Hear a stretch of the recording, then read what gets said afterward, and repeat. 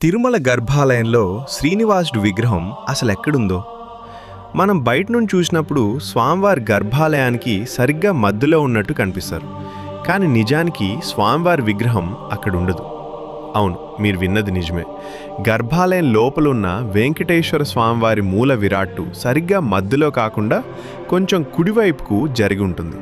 బయట నుండి భక్తులు చూసేటప్పుడు అది మధ్యలో ఉన్నట్లు భ్రమ కలుగుతుంది.